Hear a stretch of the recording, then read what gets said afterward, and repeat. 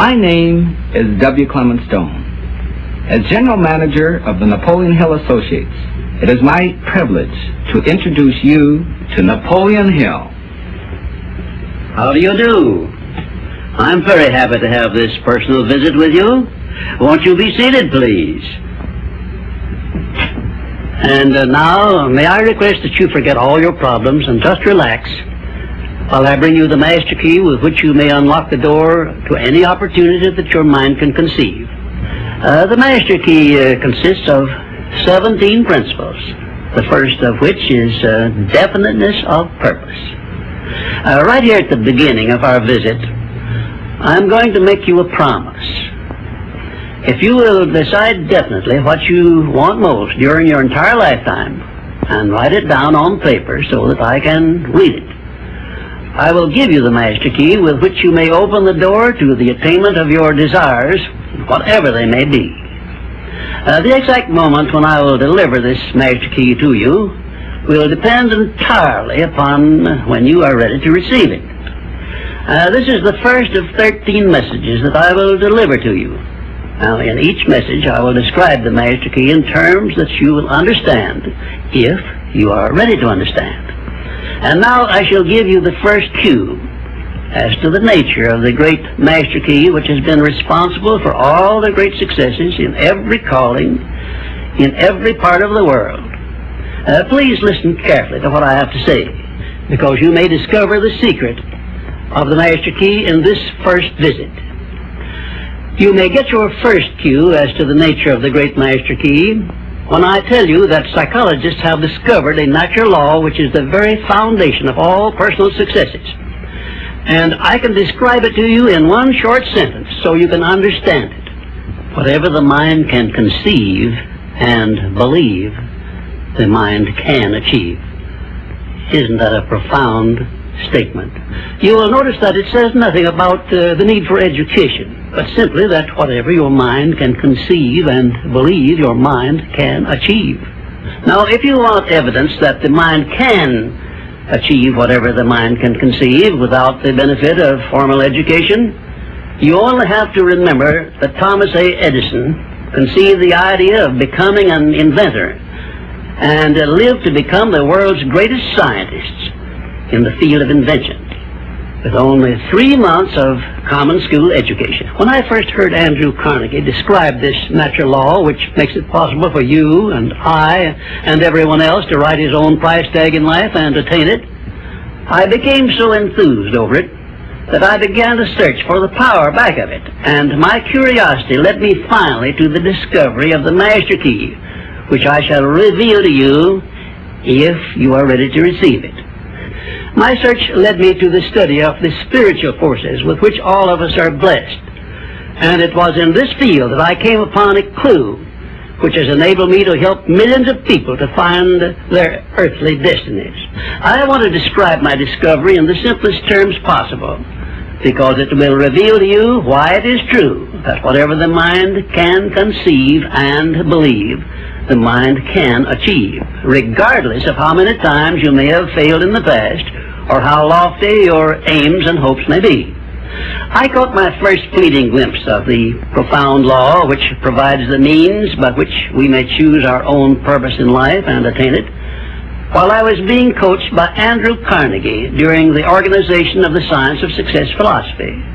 I had just finished telling Mr. Carnegie that I feared he had chosen the wrong person to give the world the first practical philosophy of personal success because of my youth, my lack of education, and my lack of finances.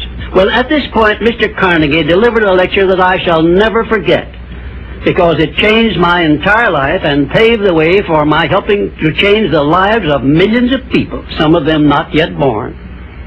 Let me call your attention to a great power which is under your control, said Mr. Carnegie, a power which is greater than poverty, greater than the lack of education, greater than all of your fears and superstitions combined.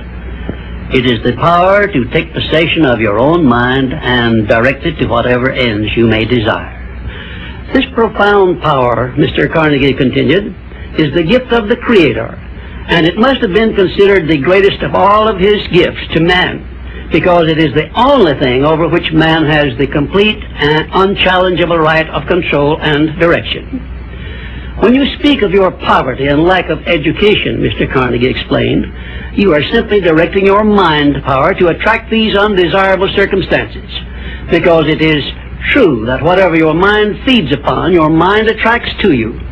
Now you see why it is important that you recognize that all success begins with definiteness of purpose, with a clear picture in your mind of precisely what you want from life.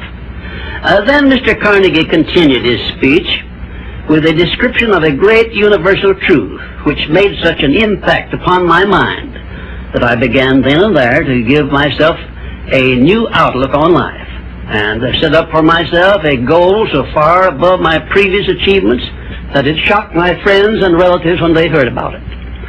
Everyone, said Mr. Carnegie, comes to the earth plane blessed with the privilege of controlling his mind power and directing it to whatever ends he may choose.